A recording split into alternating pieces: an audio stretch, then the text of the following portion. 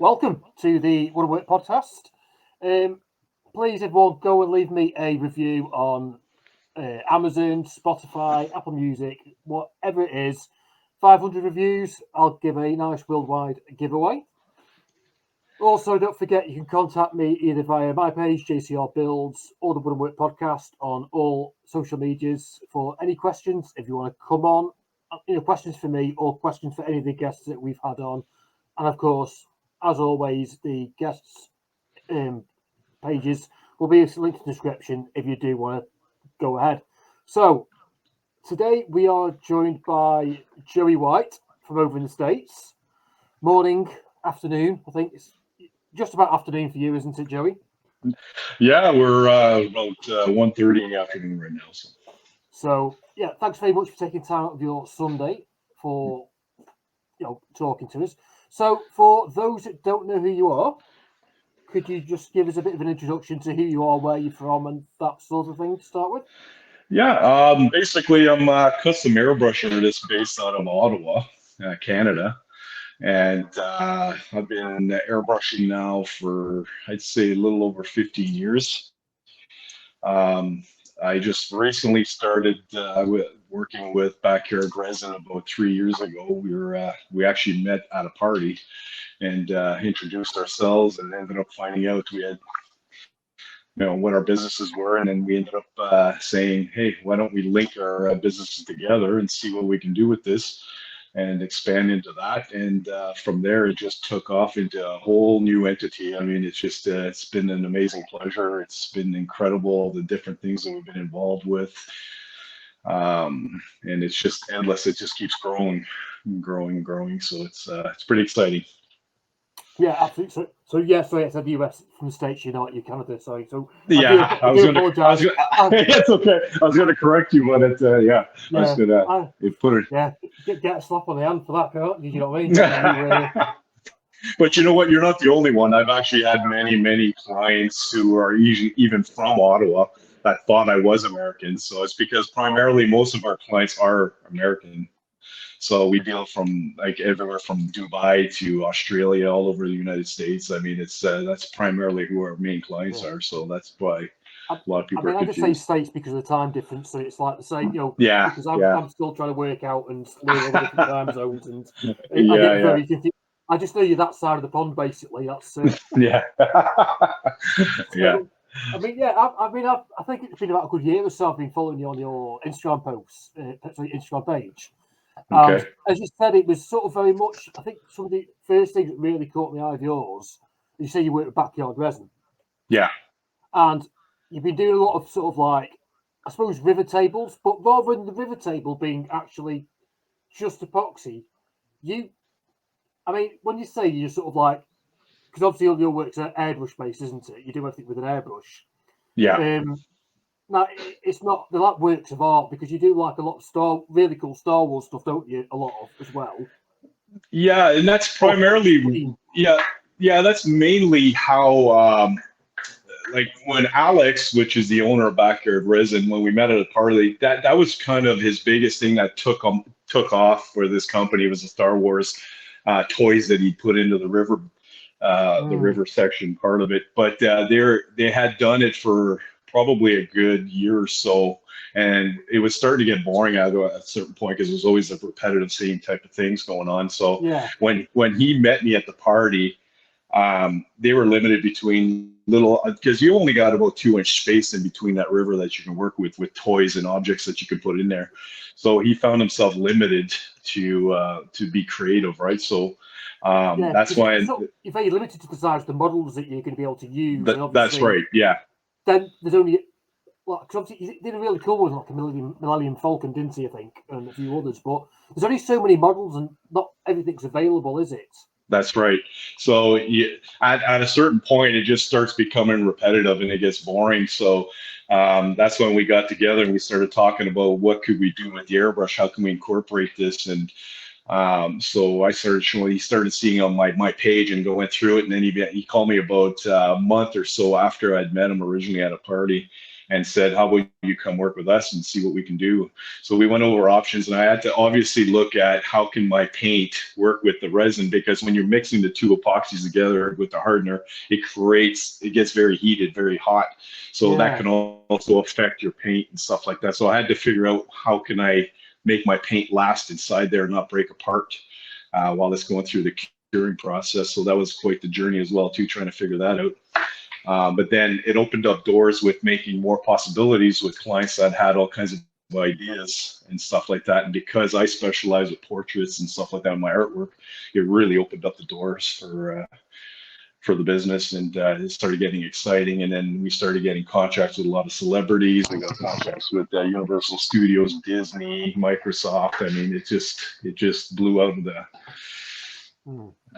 out the doors. Like, it was insane. That's one thing I'm going to say, because I mean, I do a little bit of airbrushing, nothing like. I'm starting to learn a little bit. Yeah. Because I do a bit of like sort of like Warhammer type painting. I like that. I like painting little toy soldiers, basically. You know what I mean? And yeah. I was going to say, because I use very much like acrylic type paints.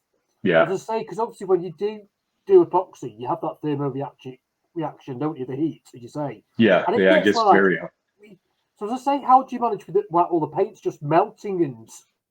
Yeah, it was. It was because.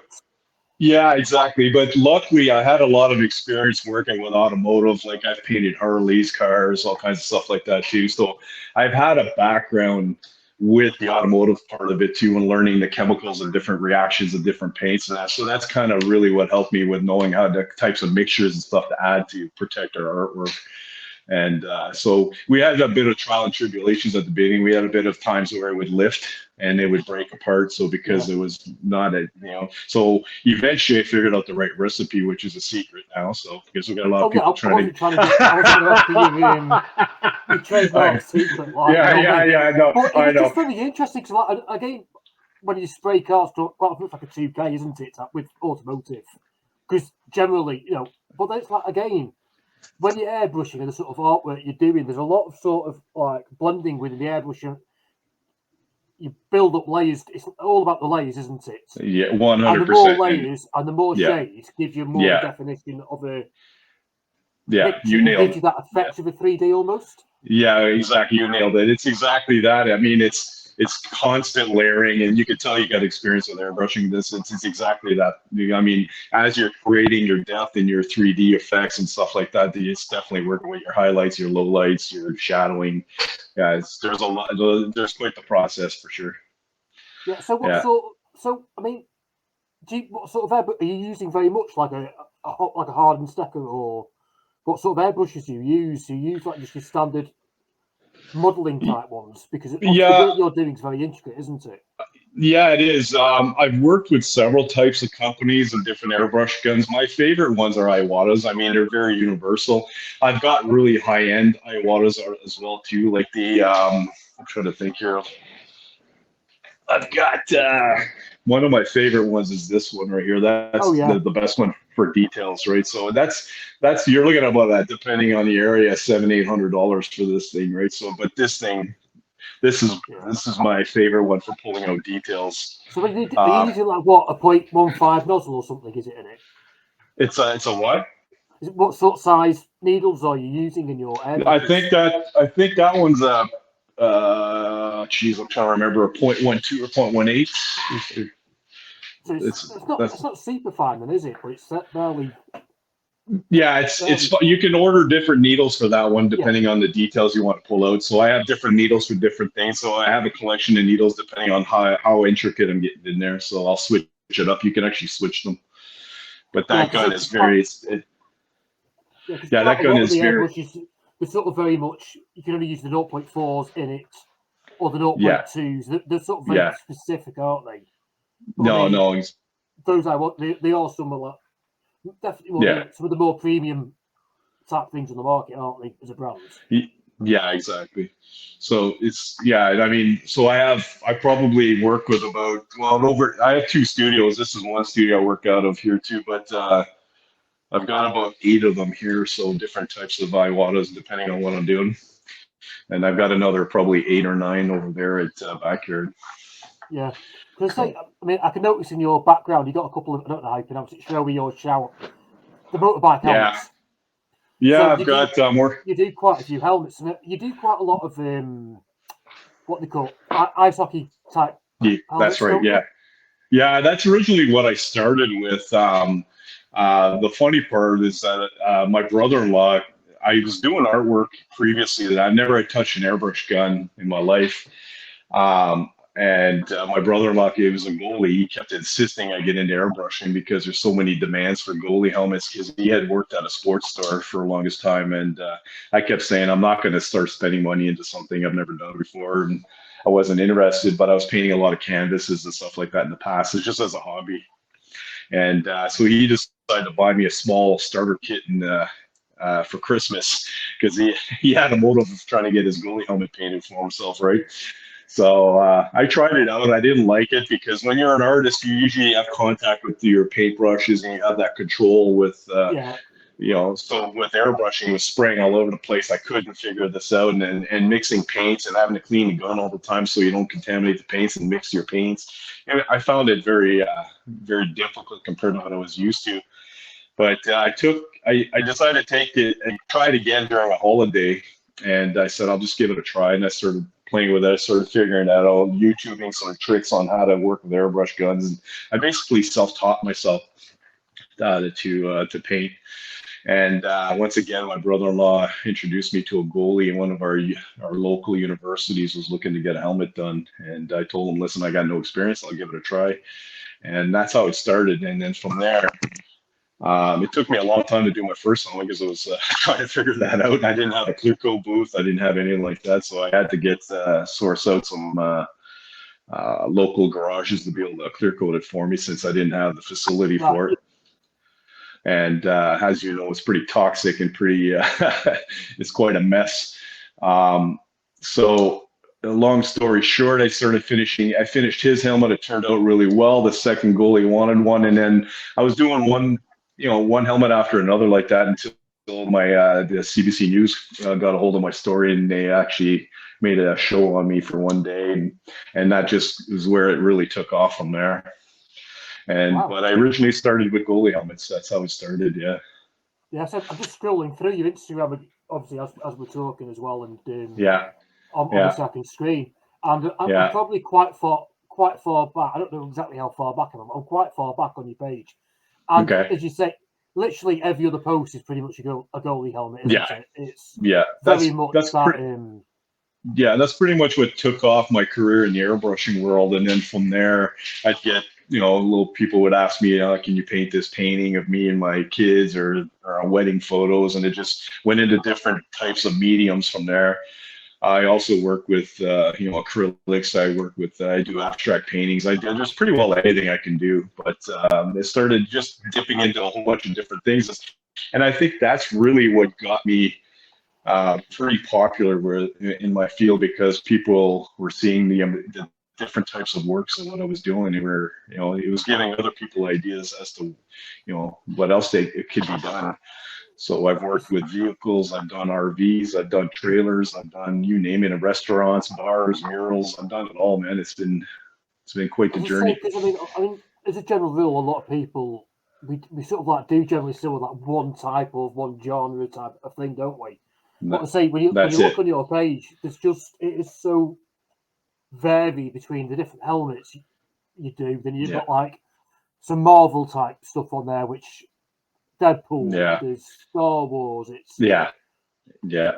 I mean, some of these are actually in the resin tables, and there's just so much of a difference, and because it takes quite a lot to be able to draw, say, like if you're good at say doing Star Wars and you nail that, then you've got to go and do there's a Call of Duty there. That's a totally different style. A whole different genre in it. Do you know what I mean?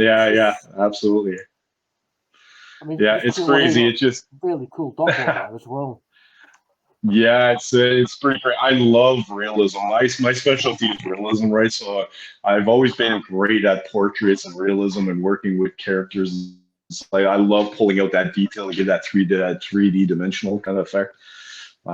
So it's been great. I mean, Star Wars with backyard resin, Star Wars is a staple of that. I mean, that's what really took us to a whole new level. And then from there, the next one was Harry Potter. I mean, that was just insane. The amount of demand for Harry Potter products. And Marvel as well too. DC not as much, but Marvel was big. I mean, we sold tables all the way up to Dubai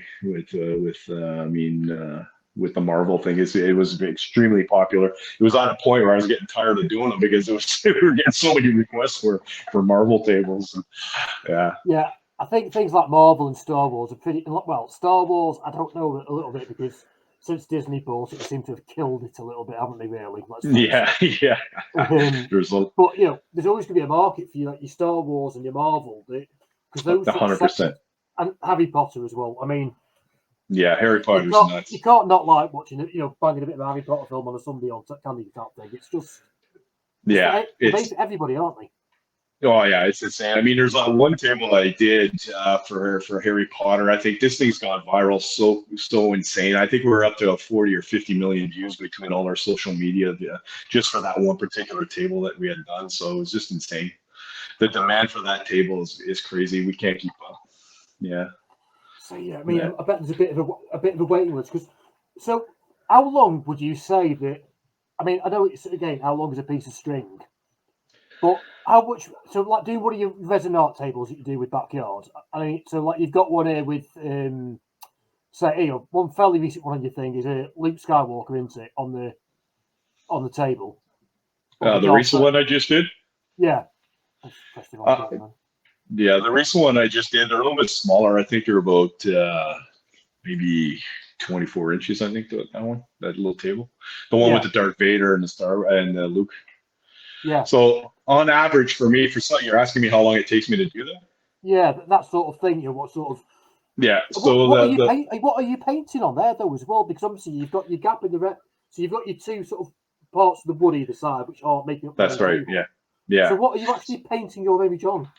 So what we do is when we set the table and we get the sizing and the right wood for the client, we send them pictures for that once they agree to the spacing and everything. The guys, all I do is the artwork, but the other guys take care of the other aspect of it for the designs of the wood and stuff like that. But once it's done, they pour a small layer of resin in the bottom. So depending on the background and stuff I'm working with, they'll pour different colors depending on what the client wants. So you're spraying onto a resin. That's right. Yeah. So there's always a resin. Yeah. That's right. But because we're not using toys into the resin, it's going to be strictly artwork. We're able to bring that resin up a little higher so I can work on it, right? So that's what I'll do is I'll start working directly on that resin. And so it gives me a nice surface to work with. Yeah. So how long would you say that sort of spray process? For your spray part, you spending on the table? Yeah, the airbrushing, depending on the intricacy. I mean, for the Luke Skywalker had a little bit of details in there, and portraits a little bit longer. But I'd say probably 6 hours that I could finish a table like that. Wow. Yeah. 6 hours. That's a lot quicker than I thought. Yeah. Well, I've been doing it for over 15 years, so I've got a pretty much down path in my experience now. So I mean, ask me that 10 years ago, I wouldn't have been able to do it in 6 hours. But I paint. Yeah. But between backyard resin in the house, sometimes I paint up to 12 hours a day because I go back and forth to 2 studios. Right now I'm working on a bunch of Harley. This is the part where I work on Harleys and stuff like that. I've got bike parts all over my studio here, so I have to get them ready for the spring. So I go back and forth to 2 studios sometimes just to make sure I'm getting all my deadlines are in line right now because spring's coming around the corner pretty quick, and I've got 2 Harleys I'm working on right now. So yeah, so that's one of the. Well, you're quite recent, but you've got a few little Harley pictures, haven't you, on a few very recently? Yeah, I've actually won some awards and stuff like that for number one, won the awards for bike Harleys that are painted, and I've got a few trophies that I've won first place. And, so I'm working on a couple of bikes right now and full Harleys, but they bring me the parts during the winter, and I work on them all winter. Yeah, I think it's just so diverse. I mean, I know. I mean, spraying artwork onto a vehicle part is so different to doing a portrait. Automotive.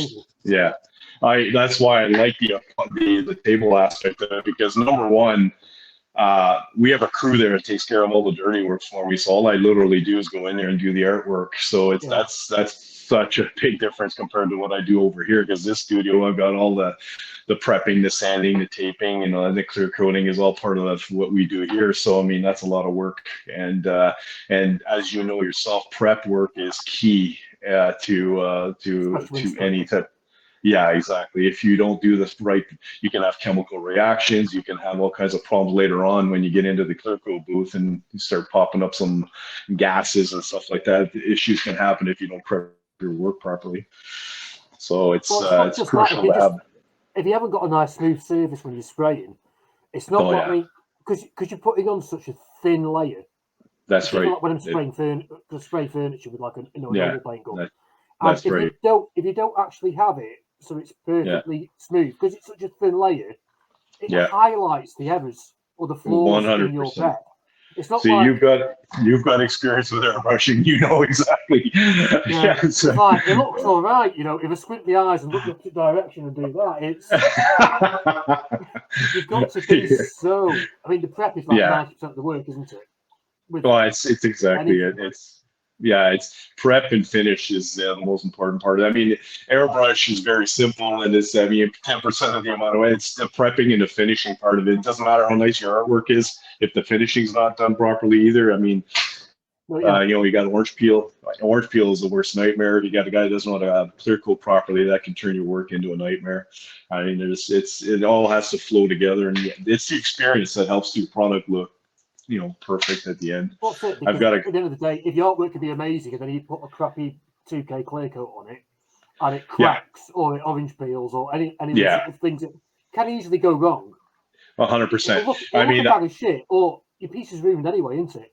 Yeah, exactly. And a lot of people don't realize if your clear coat's not proper and it's got orange peel or any imperfections in it, the light that hits your artwork will reflect differently and it'll look foggier and you're not going to get the crisp details out of your artwork. So I always said that a clear coat guy is probably an artist himself because they're very important in the industry for sure, because that makes a difference in your product. Especially if you're dealing entirely even and thick, same consistency or thick all the way over. That's right. Especially curved panels are an absolute ball ache. Oh yeah, and I mean, especially when you're dealing with guys who have like $60,000 to $100,000 Harleys you're working on. I mean, these guys, they want their bike to look immaculate too, right? So when you're dealing with a lot of metallics or pearl colors and stuff, metallics and pearlescence or flick colors, exactly. They're another whole other ball game as well, aren't they? It's 100%. If the clear coat's not to par, you're going to ruin the entire look of it. It's crucial to have a good clear coat guy. Oh, absolutely. So it also says you've worked with quite a bit with like Universal and Disney and so what sort of is that more like set building, prop building, that sort of side of things you've been doing with them, or? No, what it is because we have such a huge platform with Backyard. I mean, we've got I think 4 million followers at this point. We're growing huge on YouTube. We just received one of our YouTube plaques. Oh, nice. The play. Yeah. So what's happening is that now these companies like Universal and Disney are looking at us because of the marketing aspect of it. They're using us for advertising their next movies and stuff like that. So they'll contract us out to do a table, do the videos and all that, and they use that to promote their next movie.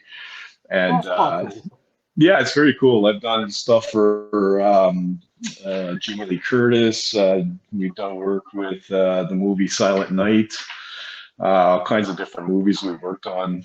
Halloween, obviously, with Jamie Lee Curtis. Yeah, so that's pinned at the top of your yeah. She was amazing. I mean, she ended up shouting us out, and a lot of it's unfortunate. A lot of times you're working with celebrities and they don't even mention you. But Jamie Lee Curtis is just an absolute sweetheart. She mentioned us and made a big deal out of it, so it was a pretty cool thing for us. But I've done work for Dana White with UFC. I've done work for the last game we just did Call of Duty too with Activision. So we did a promotion for those guys as well. So they use us, their marketing company, their team will use us to do some promotions for them. So it's been pretty consistent. The guy that's in charge of Universal for the marketing, he said to us pretty much that we'd be using us for all his marketing tools for as far as investing with us, putting money towards us for advertising in his next movies and stuff like that. So they're pretty impressed with what we do, and we draw a lot of attention, right? So especially with people like Disney and Marvel, or Disney especially. I mean, that's it. Disney's probably one of the biggest companies in the world, isn't it? Well, that's it, and it was pretty exciting for us to get those contracts too, for sure. Yeah. Because he also goes the other way with Disney. Like, I know, I'm not saying that obviously you do, but like if you make something with like a Disney character, then you sell it, and you haven't got the correct, the correct licensing and all that in place. Yeah. They will shit on you from a massive height, and you're closed down within seconds, aren't you? No, yeah, 100%. I mean, even when we finished our production with the tables and stuff like that, it has to go through a whole panel of like their lawyers and contracts. I mean, we can't even be wearing any logos and stuff like that. It's pretty intense when they do a contract with us. We have to have certain things we have to follow. They send us the music we have to use. Everything's all licensed and approved by a panel of people, right? So yeah, it's quite the the adventure when we have a contract with them. It's that sort of thing. Is it really worth it? Because it just sounds like, with a company that size. Yeah, I mean, yeah, it's cool. I mean, getting to sort of like work with those sort of like, films that are iconic type things. I mean, like the Halloween. I mean, that's one of the sort of like big. That's a franchise within itself. Halloween movies, isn't it? Do you know what I mean? And it's really cool to work on these sort of things, but then it's like, well, is it worth all the ball ache of all the? It's a lot of ball ache, isn't it? Yeah, I think it is worth it because, I mean, don't forget, I mean, like you said yourself, Disney is absolutely a huge company, right? So it gets you out there, it gives you recognition, it gets you, more contracts with other companies see it. I mean, I always look, and I always told Alex too, I mean, him and I talk about these things all day. We get opportunities for different companies calling us and different, like anything from NHL players to, I mean, we get all kinds of celebrities will contact us, and I always said, don't never turn down an opportunity because you never know where it's going to lead you. I mean, every little thing you do is a step into another direction. So you never know. As sometimes it might seem like it's going to be a pain in the ass to do something, but that can turn out to trigger something else that'll lead you into another better direction. So I mean, we take every opportunity we can if it makes sense. And I mean, is it worth it? Yeah. I mean, they pay very well. So I mean, it is worth it. Yeah. So I mean, it's exciting for us. I mean, it's getting us out there. I mean, we're growing significantly fast. I mean, it's insane. We get over 300 emails a week just for tables. You know what I mean? That's a lot. Yeah, it's a lot. So we had to actually hire a marketing woman that'll do our videos, and she came down from Toronto. She'll be doing all our videos and marketing and stuff for that, to take over that aspect of it, because it's hard for us to try to keep up and do all the editing and videos and stuff like that. So now we're gonna have somebody. It takes up far too much time. Yeah, so we're growing so fast that we started originally with 3 guys. We're at 7 guys now. Plus now we're hiring in this marketing girl from Toronto to give us a hand with that aspect of it, to help us grow with our social media and take care of all that aspect of it too. The only problem you've got is with you doing all the airbrushing. Yeah, you can only airbrush so much in a day. That's what Alex was saying. He's like, Jesus Christ, I can't even keep up anymore. He says 90% of our calls are all airbrush, and he says I got one guy. He's like, I said, yeah, but it's I think I'm already booked till 2025. It's insane. Yeah. I mean, exactly. When you say it takes you, say, 6 hours to do the table, even if you don't out 2 tables a day, which is that's a long ass day, and it's hard. It's very hard. Yeah. And you do a 5-day week, right? Yeah. So that's only 10 tables. I say only, but only 10 tables a week. And but don't forget, you're getting 300 inquiries. It just doesn't. The math don't go, does it? Do you know what I mean? No. But what's happening is that I gave you the worst case scenario. Sometimes it'll take me 6 hours. Some tables will take me a lot less, depending on the intricacy of it. So sometimes I can knock off 6 tables in a week, depending on the details of it and how big it is, right? So it just depends on what it is. Like some tables take me a little longer. Some tables take me. I can do quick ones. Really, depends on the size of it. So you'd have to start getting someone else to airbrushing, aren't you, Sue? Yeah. The difference with that is it's difficult to find somebody who can, uh, it's not like there's a dime a dozen airbrush artists out there that can do that type of work, right? So a lot of these guys, they just love doing a little bit of airbrushing at home, but there's nobody that does it full time or wants to do, that kind of intricacy with it. They're either specializing in doing templates and goalie helmets and sticker type images. A lot of guys are not as detailed. Yeah, so that's the freehanding aspect of it. Is tough to find guys like that. So I follow probably most artists worldwide that are airbrush artists out there that are really good out there. And it's like, to have somebody come and work for you, pack up and leave and come and work for. Yeah, you'd have to almost getting somebody in from another country. Yeah, it's exactly. And like, there's a lot of guys in the States that are incredibly good. And I mean, that I follow myself. And there's a couple of Canadian guys that I see as well too. But I don't think they'd be willing to pack up and and move and come work for us. You know what I mean? It's to do that, you have to pay big dollar. Yeah. Do you know what I mean? Yeah, exactly. Yeah, like it's different. Yeah, it's not something. It's a niche market. Not many people can do it or specialize in that area, right? So it's tough to find. Especially because the thing is, well, you've very much got your own style within, because it's still artwork, and you're still you're an artist, no matter if you do it with a pad or a pencil or an airbrush. That's right. You're an artist, so everyone has their own styles. That's right. So yeah, exactly. You wouldn't necessarily get someone that, not saying they won't be able to do it, but they might not be in your style. And if not in your style, they're not going to fit in with your mold and what you have for your company vision and what you want to do. Yeah, exactly. And I had an apprentice for about 3 years that I worked with too in my shop, and I trained him as well too. And now he's on his own, but his style is completely different than mine.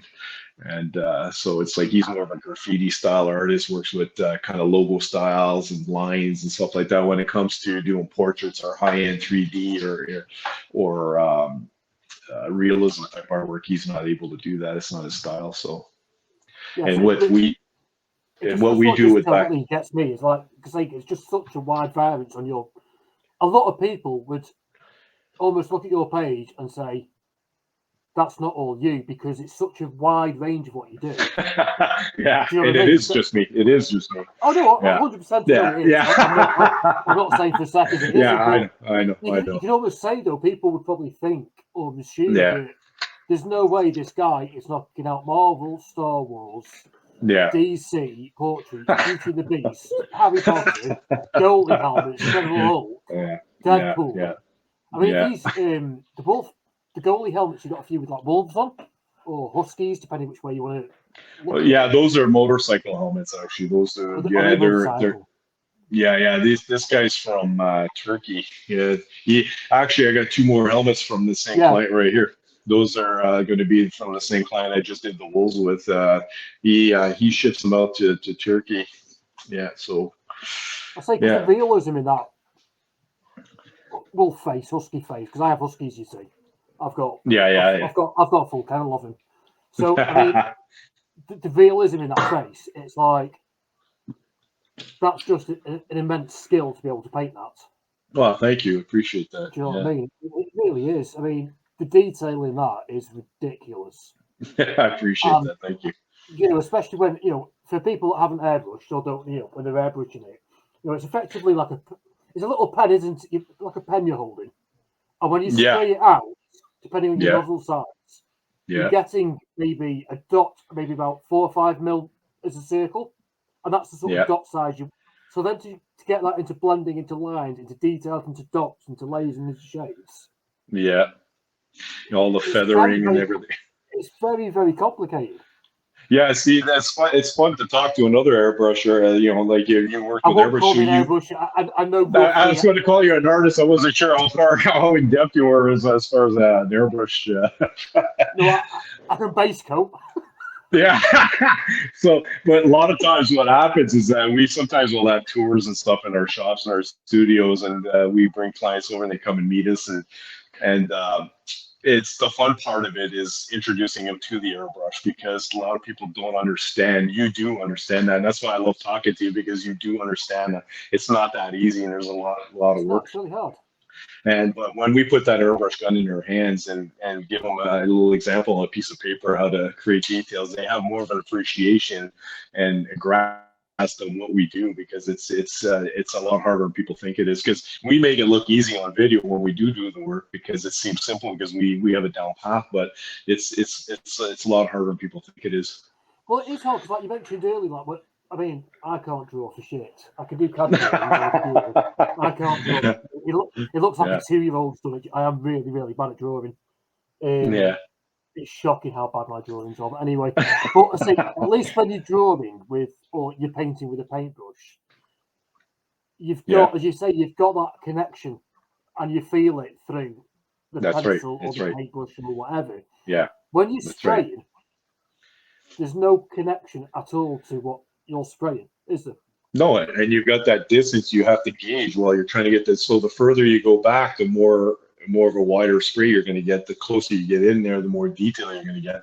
So sometimes I've literally got that needle almost touching my canvas or my product just to pull those details out, right? So you got to be careful not to hit that needle, but you have to have that control of being able to pull those hairs, the details, all the effects that you're trying to create. So that's the tough part, is having that control. Yeah. Because you sort of, it is very much, I mean, it's one of those sort of things that you sort of say, it's almost like, a lot of work we do, like joinery and whatever, it's all by feel and touch. Yeah. And, 100%, everything. yeah. But with the airbrush, it's a weird one because you've still got that feeling there. Yeah. But it's more your perception and your experience that allows you to know where that paint's shooting.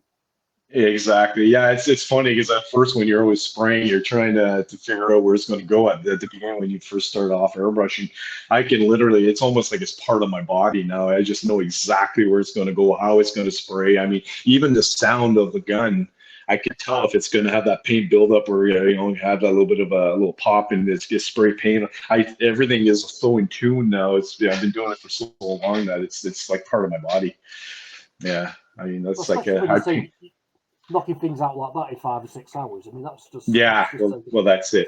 When you're airbrushing up to 12 hours a day, sometimes I mean, it's insane. Yeah. It must be quite hard. The thing is as well, because you generally when you sort of sat down at a desk or that's your workstation environment for I don't know if yours, but a lot of people you sort of sat at the desk, a little bit of an like a paint booth type thing for getting the fumes out and all that. Yeah. And you sat down, and of course, you're working with your arms in front of you. It's sort of like chest height. Yeah. I mean, cramping and trying to use your little finger on the airbrush. It's a 2-stage finger. Yeah. I mean, your fingers must be dead. Yeah, it's funny because that was one of the biggest thing. My apprentice was complaining about cramping in his hands and having problems with that. But it's all the way, like I've learned to use my muscles a certain way where it's not cramping up my fingers anymore. But the biggest problem I'm starting to come across now is shoulder problems. When I always having my arms up all the time, so I tend to have to go see a masseuse every while, like pretty well once or twice a month, just to loosen up my shoulder, because it's that repetitive motions all the time that just seize up those certain muscles that you use to hold that position. And a lot of times, depending if I'm working on a table that's too big or whatever, that I can't bring it down to my level, I have to stand up and paint it on an angle, stand looking down all the time. I'll get a lot of neck problems too. So that'd be quite hard for position because if you're leaning forward, you know the airbrushes aren't heavy, but you've got to be also careful. You don't tip the airbrush too far, because otherwise you end up with 15 mil of paint all over your piece. And yeah, exactly. I've not done that before. Yeah. So like a lot of times we have tools and things that I have stands, I have all kinds of things that help me. I even have a chair with the arms that are high up so I can rest my elbows on them, so it gives me more stability. I mean, you work around those little things that are causing problems, but the biggest thing I would say is neck and shoulder issues. It's probably the biggest problems I have. So, but I go to massages and chiropractors all the time just to keep that loose. But it's that repetitive motion for 8 hours a day. I mean, it just it seizes up that one shoulder. You're not really moving that far. You're only probably moving your hand a couple of inches each way at the most. That's it.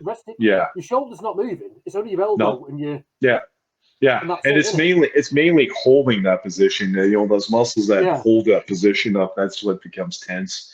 Yeah, so you got to get that loosened up every once in a while. I mean, thank God I got a great masseuse.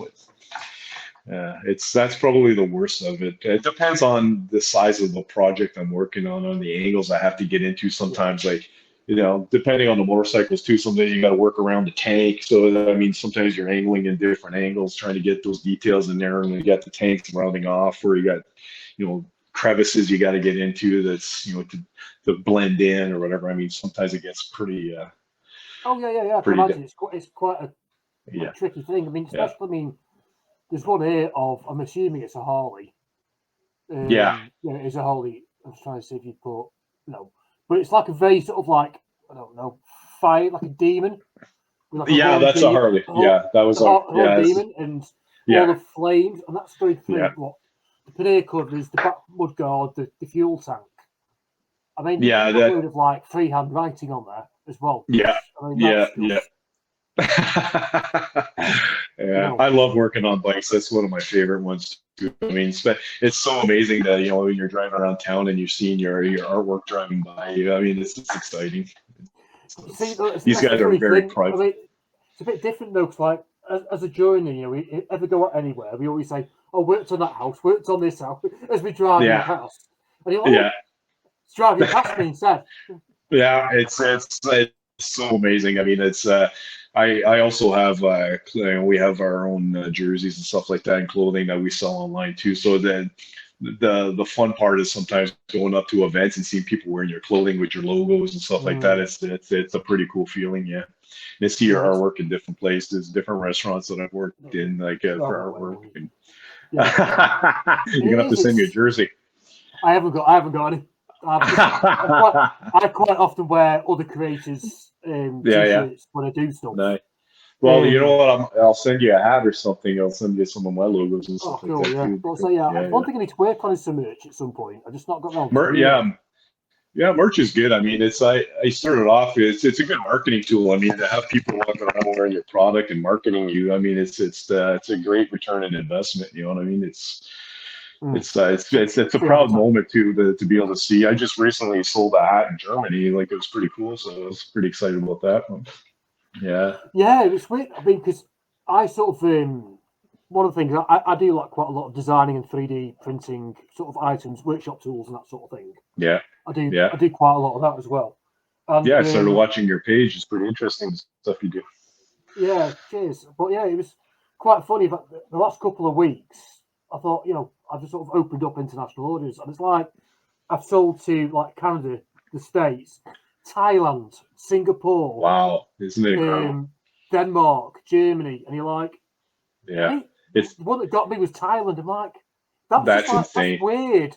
That's And you're insane, like, man. is Yeah, someone really buying my crap on the other side of the world? Well, they are. yeah, yeah. It's surreal sometimes. Like when we sit there and we get feedback from some of my clients and stuff. I'll get messages from people from all over the world, and it's like it's incredible to think, wow, this is me. You know what I mean? It's like people are in artwork. I'm like, oh my god, I don't see myself that way. And then I get clients who will contact me from Dubai and all kinds of stuff like this. And, it's just mind blowing.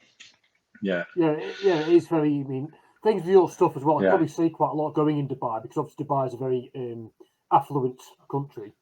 yeah. It's Um, insane. Yeah. so they're not going to be asked about the shipping costs, are they? Let's face it. No, no, these guys have a lot of money. It blows our mind sometimes. We'll sell tables for, 17, $20,000 and then the client will buy two of them. You know what I mean? It's like, holy shit. Like it just blows my mind like to see that kind of money being spent on our product. I mean, they Yeah, have like unlimited funds, you know? I mean, I did a little resin table a while, a couple of years ago, Yeah. and just even I did it as a present for someone, and just the cost of that, it was like I was like I worked out I'd have to sell it for like £2,500 Yeah. if I It's was to crazy. do it as a commission job, Yeah. and it was a really small coffee table. It wasn't big, Yeah. and I was Yeah. like, do people really pay that for this? I mean, they do. I mean, Yeah. the thing is, resin's not cheap, is it? At No, all. God, no. No, Then, of not at course, all. when you've got you spraying on top of that, that's all the Yeah. extra hours in the project, as well as That's right.